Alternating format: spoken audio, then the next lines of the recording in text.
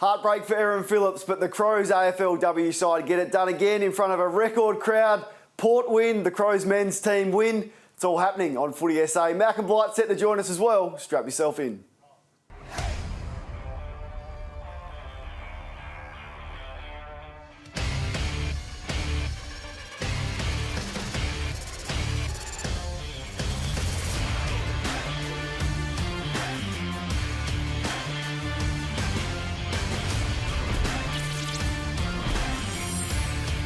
Good evening and welcome to Footy SA. What a weekend it was if you're a supporter of South Australian football. All happening.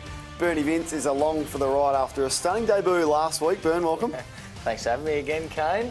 Let's get straight into it with the Kia big moments because there were some significant ones. It's all thanks to Kia. The V6 twin-turbo Kia Stinger is the Western Australian car of the year. Bernie, I want to talk about the Crows leadership group. Thought they were poor last week in that loss to Hawthorn, and they responded. We're talking about Tex, Sloan, Lynch, Jenkins, Talia, and Matt Crouch. They all had a big impact. Yeah, they were superb and challenged this week, no doubt, over in Adelaide. So for those guys to stand up was really important, and just a game they had to win. It's tough coming from zipping 2 down and coming back and having an impact. So really important. They actually travelled quite well to Sydney. The record's been very good up there.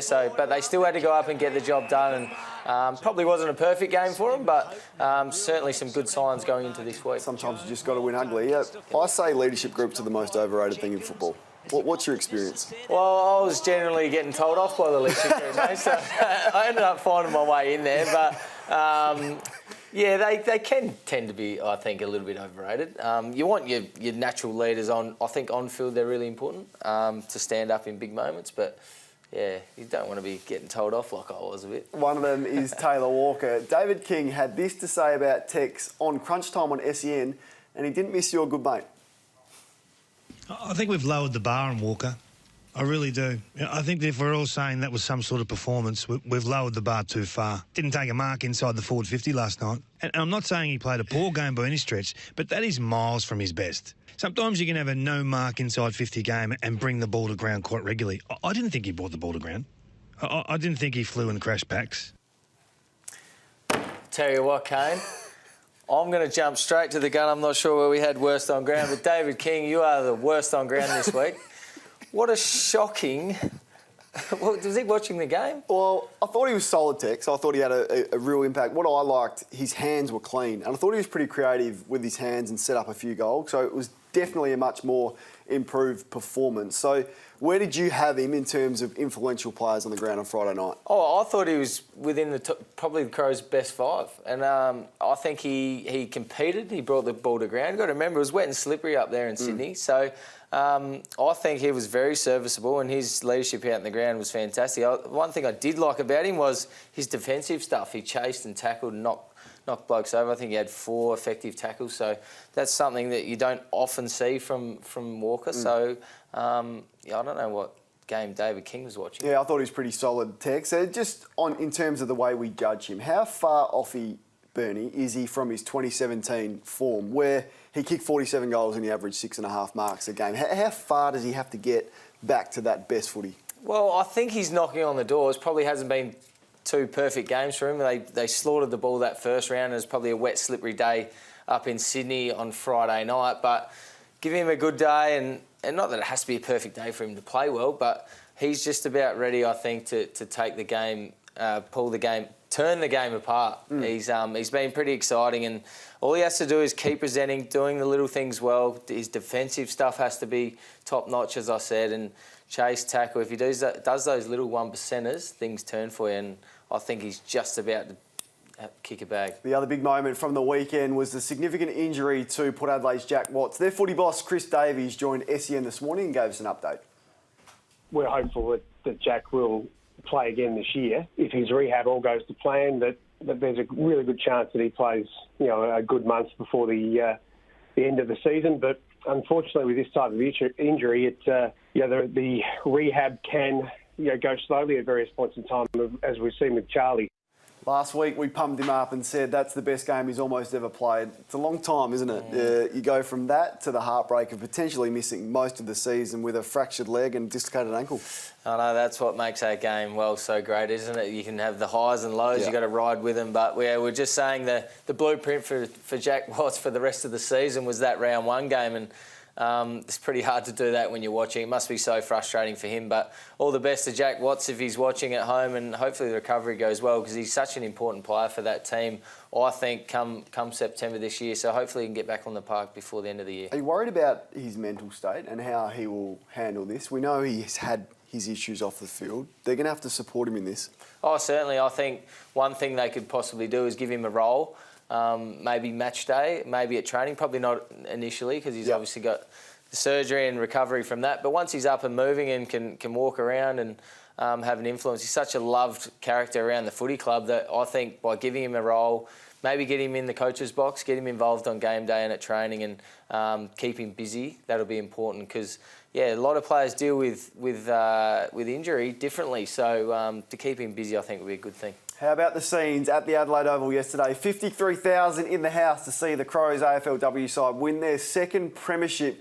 This was extraordinary, Bernie. I thought maybe 30,000 at Adelaide Oval. I thought they had the numbers around the wrong way. I thought it might have been 35, but 53 was unbelievable. When they were talking it up that they could possibly get 30, I was thinking, you're pushing it. But 53, what a support. I think Adelaide has the best crowds or best support of the sporting teams in the nation. So well done to the Adelaide supporters. We've spoken about the heartbreak of sport. Well, that was on full display yesterday with Erin Phillips, the game's best player, going down with this knee injury. She's confirmed it is an ACL injury. She's done the other leg.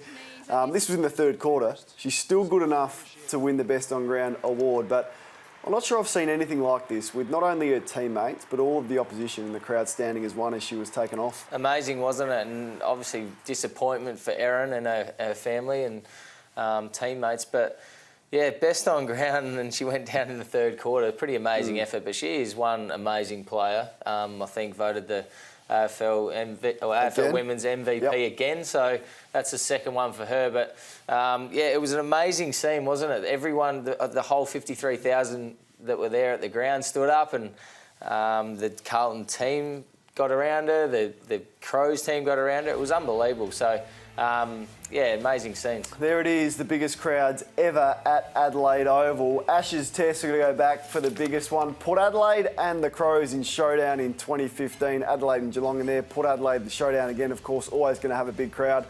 Adelaide at West Coast number 5. Adelaide Geelong, there'll be another massive crowd Thursday night at Adelaide Oval for those two sides. And Adelaide and Carlton yesterday. Love this part of the show. It's the Kia Top 7. Kia, home of Australia's best 7-year factory warranty.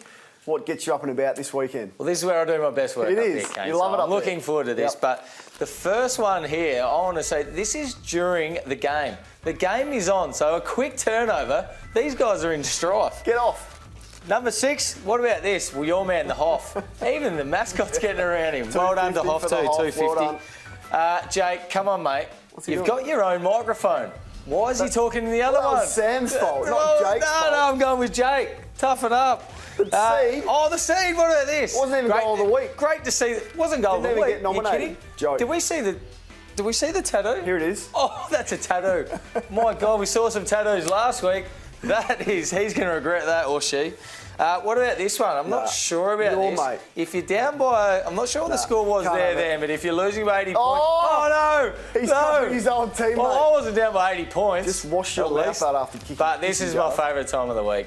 What about these girls? Number 1, the Adelaide Premiers. Absolutely well done, Bernie. And I hope you washed your mouth out after kissing Andrew Jarman. Heaps more coming up on Footy SA. We'll go into the Crow's Nest when we come back. Your mate, Giles. You are watching Footy SA. We're doing it all thanks to Kia, home to Australia's best 7-year factory warranty, and OTR, always making life easy. Let's go straight into the Crow's Nest because they won and they got it done against a tough opposition away from home on Friday night. The big talking point out of it though, Bernie, is Sam Jacobs. He saw and his form. What do you make of his game again on the weekend? Oh, I don't think it was his best game, but what are the other options? Well, they've got a bloke there called Riley O'Brien who they have talked up all pre-season. He's never been fitter. He's ready to go. He's going to push Sauce for the spot now. You've got a ruckman who's out of form. He's injured. He's gone off. You've been forced to play Jenkins in the ruck. You must play him, Riley O'Brien, off a 5-day break this weekend. You have to. There is no way I'd be playing a 2-game player against Geelong this weekend in a big game. Geelong are undefeated, sitting on top of the ladder. I don't think he can take the risk. Sam Jacobs at probably 75% is going to be, I think, better than O'Brien's best. So not in such a big game, Kane. Get involved on social media at Footy SA, at Footy_SA for that, and have you say you got to play Riley O'Brien this week. Bernie's saying don't take the risk. The other big talking point to come out of that game was this disgraceful new rule that the AFL have brought in. This is the 100-metre penalty. Now the Crows are on the right end of it this time, but at some point they won't be. 50 metres for that, which is a joke in itself. Then have a look at this play out. What's your take on this new rule? Well, I don't like the rule, but it's pretty clear. If you're behind like he is right now, you've got to get out, and he didn't. But in saying that, if that's the rule, then Jones probably gives away another 50. So it's nearly a 150-metre penalty. But to give a player a shot at goal for what started that little push in the back to then the follow-up 50 to a nearly 150-metre penalty, it's going to cost someone a really big game. Sounds like you're sitting on the fence to me. In or out this new rule? You want it in or you want it out? Out. Get it out. I'm with you. Get rid of it. Also, have you say on that. Time to look at Bernie's votes this week for Repco, your local mechanic. With the nationwide backing of Repco, book your next car service at repco.com.au. Last week, you could only find 3 players. Yeah. Bernie? Well, they've actually... You got a full book. At least they've filled the book. They've kept me busy. It was pretty hard to find 3 good players last week. But, yeah, Brad Crouch was super with my 5 votes. Rory Sloane was very good again. Matt Crouch found a lot of the footy. Wayne Miller off half-back was very good. And you know what?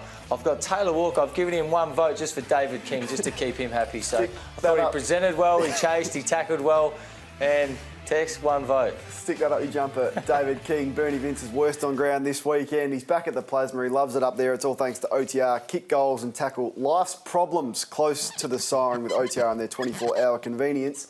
How did Adelaide go about beating Geelong on Thursday night? Well, it's going to be a huge task, and Melbourne just weren't good enough. Completely weren't good enough on the weekend, and I just think you've got to stop their stars. So, as we see in this play, they all get a lick of the ice cream. We start with Selwood, onto Ablett, Dangerfield, and it finishes with a goal to Hawkins. And probably throw Kelly in that mix as well. You can't let these guys off the chain as much as what the Melbourne Footy Club did on the weekend. But so who out of the Crows midfield needs to sacrifice their game, though? Because they're all offensive, the Crouch brothers and Sloane. He's done it before a little bit. Yeah. They're gonna have to, you're saying they're going to have to sacrifice their offensive game? I think one of them has to. And you'd have to go to Dangerfield after having 37 possessions and 2 goals. But all these guys hit the scoreboard. Selwood kicked 2 goals. Hawkins kicked a few goals. But what I am noticing just quickly, what are the Melbourne defenders doing there? They were awful. So it's probably not a great game to assess, but I noticed Geelong playing a little bit wider.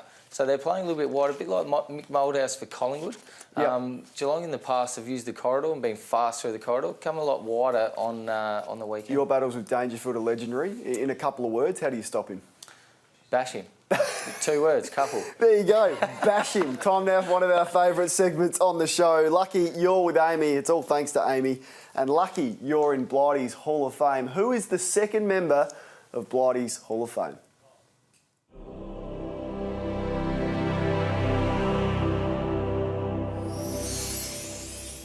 Our next inductee is Ben Hart, the lad from North Adelaide that made good in the AFL as a superstar with the Adelaide Crows. I first saw him as a skinny kid playing on Tony Lockett, this skinny kid from Adelaide playing on one of the biggest names in the game and biggest bodies in the game. He did a marvellous job, did a really good job. Tony did kick some goals, but the thing I like, Ben never dropped his head. He always kept at the game and at Lockett. And Hart gets around, has the speed. See, the 18-year-old's going to be around for a while, isn't he? In coaching the Crows, all the bus trips we had from airports and that, I needed someone to control the bus and the atmosphere in the bus. So I made Ben Hart, I trusted Ben Hart to be the bus monitor. So from any time that we went on a bus, he was in charge of it. I've always been of the belief that you need a great defender to win premierships.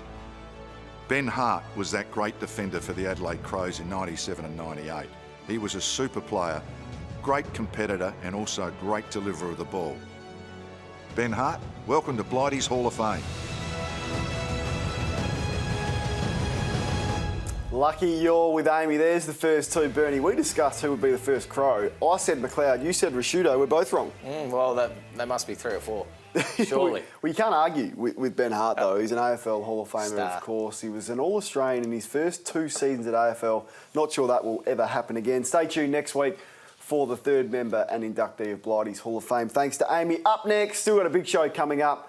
Kane's Clanger. What did a Crow do that just had me shaking my head on Friday night?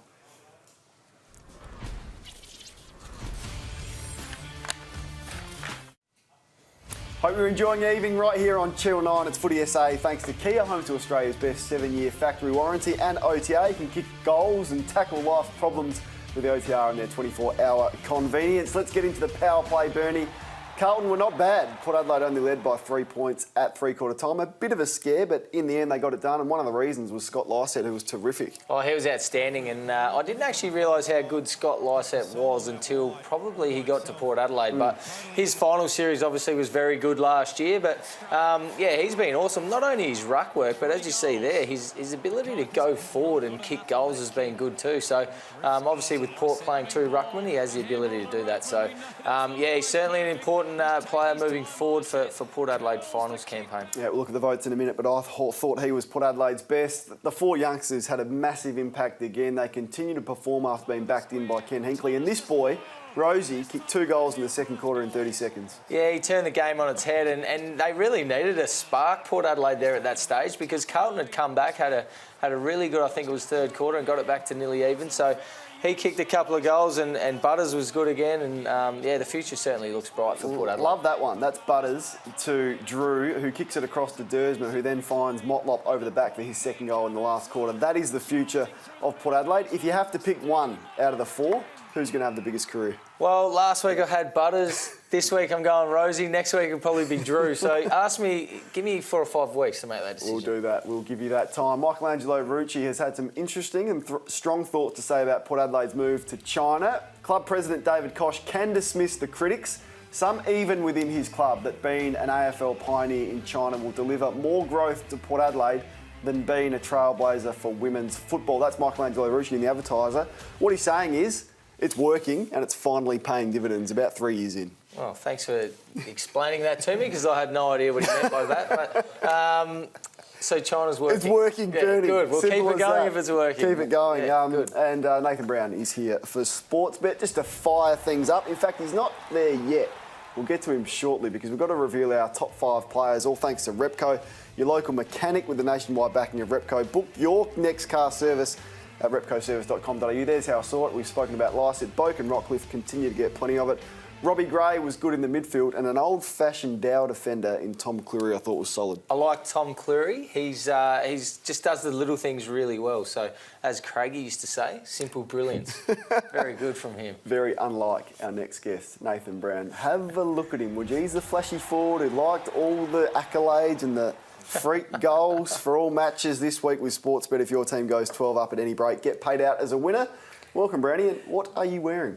Now, these are called the Fear of God's, Kane. They give me about extra 4 inches there, so a little bit of extra height. And you played on me a couple of times very unsuccessfully. Now, Premiership market, we have a new outright favourite in the Pies. So they are the favourite. Geelong started at $15 at the start of the year, and Port Adelaide and Adelaide, as you can see, the prices there. Brownlow medal time. Nat Fyfe is now the outright favourite for the first time as well. But I want to point out Tommy Rockcliffe. He was $81 at the start of the season. He's now into 23. Could have 6 votes in the Brownlow, maybe 5 or 6, but certainly he's polled in both games. And the rising star. Now, Sam Walsh was under at $2.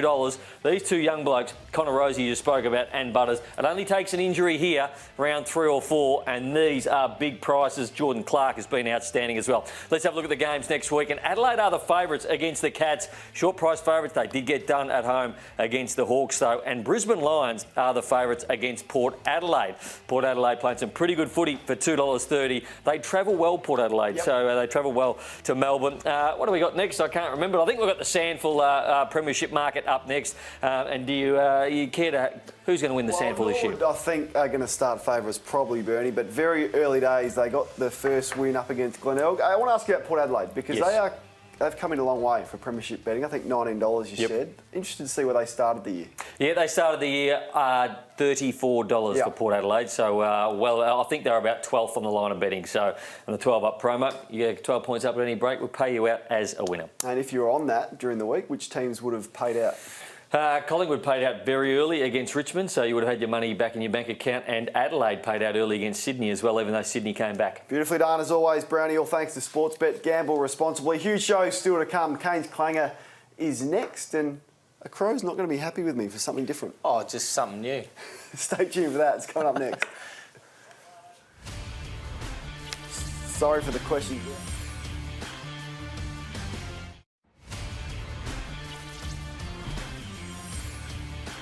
This is Footy SA, all thanks to Kia, home to Australia's best 7-year warranty and OTR, making life easy.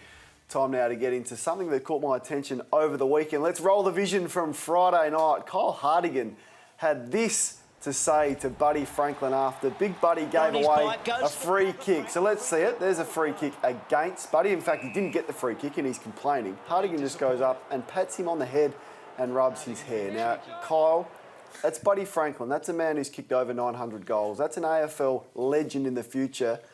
And I'm not sure you're fit to tie up Buddy Franklin's boot laces. That's my clanger for this weekend. Also, good to see a couple of Crows greats, one former and one current great, get involved in what our show had to offer last week. Now, you struck me last week, and we went to the push. We covered this. And we put it on Twitter, and Mark Rashudo said, that's a bit harsh, but Tex loved it. He did, I think. Basically, because who was on the end of it? Mainly. We've got to get him on. So we've got to get him on. Your one job is your best now, I heard. Yeah, we're mates. But it's your one job to get him on the show between now and the end of the year. Okay. Can you deliver? Well, are you confident? Can you go away or something? Yeah, maybe when I'll get him on. Away, you get him on. Check out the SEN app. You can catch up on the best bits of tonight's show on the SEN app. Download today and tune in tomorrow, 16:29. SEN SA or on the app with myself and Hazy. Tomorrow, big games this weekend. Let's start with Thursday night. Bernie, are you going to back the Crows in on Thursday night against Geelong? I am at home, and I was interested in the betting then. The Crows going in favourites. I didn't think they would, but I just think their form after last week, they're just about to break a game open, so I'm looking forward to it. I'm with you, and I think Port Adelaide win also. It's been a big show. I hope you enjoyed it. See you next week.